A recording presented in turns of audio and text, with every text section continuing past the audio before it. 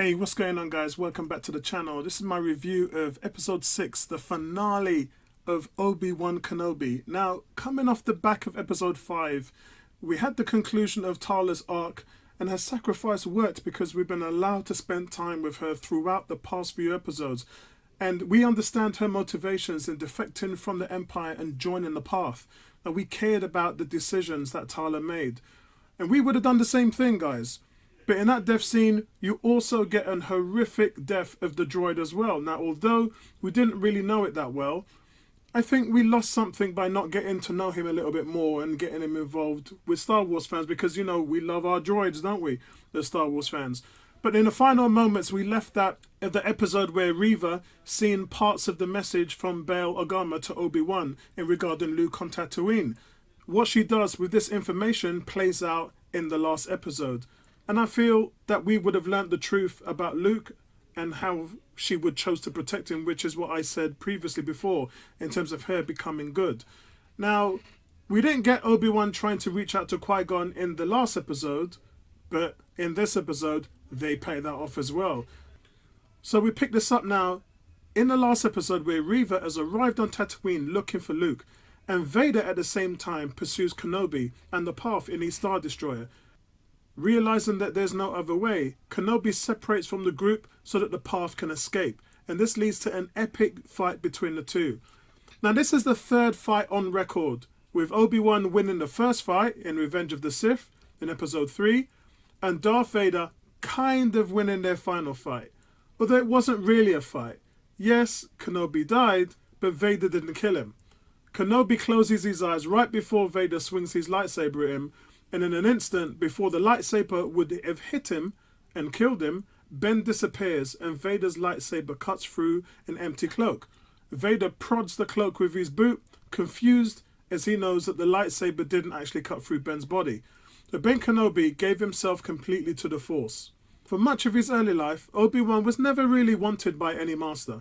It was to the point where it took a while for any master to see the potential in him. Qui-Gon was forced to work with Obi-Wan, but then came to respect him. Obi-Wan then took Anakin as his apprentice, and during that time, his girlfriend Satine he saw dying. Now, Satine understood his conflictions and didn't beg him to be with her. She understood his position and was fine with Obi-Wan staying with the Jedi. He almost left the Jedi Order for her. So this was awful. At this point, he lost many of the people he loved, and the last person he had was his brother, Anakin, and we all know what happened to him. He considered Anakin a brother. He knew of his relationship with Padme, but didn't say anything because it made him happy. He was forced to kill the very person who was close to him. What this fight does is show you that Obi-Wan was on the level of Yoda and Mace Windu with his fighting style. Anakin used a form that was more on the aggressive side and focused on power attacks. Obi-Wan's style was more on the defensive side, the patient side. Obi-Wan maintained a tight defense and waited for an opening, and when it came, he took it. And he still served to protect Luke, even after decades. Still, he's human, and he still feels emotion, and we saw that throughout this entire series. And we could see that his ability was on par with the best of them. This was Vader in his prime, and Obi-Wan goes God mode here in their fight, totally outclassing Vader. He certainly was one of the top Jedi of his time. Vader always calling Obi-Wan his master because he was. And it wasn't until A New Hope episode 4 where Vader actually says, "Now I am the master." So all throughout this time, Obi-Wan was still the master of Anakin. Now, he defeated Anakin twice. He killed Darth Maul twice. And he also killed General Grievous, one of the greatest Jedi killers of his time. He easily sees his enemy's weakness and is able to use it to his advantage. That's how he defeated both Grievous and Anakin in the end. Obi-Wan was a master of Shereshu, a lightsaber form that was very strong in defense. Mace Windu said nobody was better at Shereshu than Obi-Wan using that style, not even Yoda. During the Clone Wars, he became one of Mace Windu and Yoda's closest friends, and soon became a very renowned and respected Jedi Master. So Vader unleashes his Force powers and sends Kenobi into a pit. And at this point, you kind of felt, is that it? Vader's going to walk away and this is the end of the series. This is how they're going to leave it. But before burying Obi-Wan into a mountain of stone, Kenobi has flashes of his adventures with Leia, as well as memories of Luke, and uses this need to protect Anakin's children as a means to push the rocks off his body, finally accepting that his Padawan is gone and Vader is all that remains. Those were Vader's words, and Obi-Wan accepted them. You didn't kill Anakin, I did. That was a real emotional moment. At that point, you could see that Obi-Wan had released and let go of all of his fears and his guilt, because he's carried that around for years. And by Anakin saying to him, no, it was my decision to be the way that I am and to turn into Darth Vader and kill off the Anakin persona. That was my decision, not yours. And that's why he told Luke that Vader killed his father, because he did. Now, Obi-Wan was a tortured soul, and this series, when it starts, we know that, we see that, we feel it. But now, Obi-Wan shows no blame for Vader, and he's at peace with himself now, finally. But the fight was epic, guys. I really loved the way how it played out. It was reminiscent of what we saw with Ahsoka and Vader in the Star Wars Rebels TV series. And I was kind of hoping for it. I was praying for it. I was like, please, let him cut his helmet. Let him cut his helmet. And he actually did. So I love the way that paid off. What also paid off as well was there was 2 times when Alec Guinness saw R2-D2 in the mountains and he said, hello there.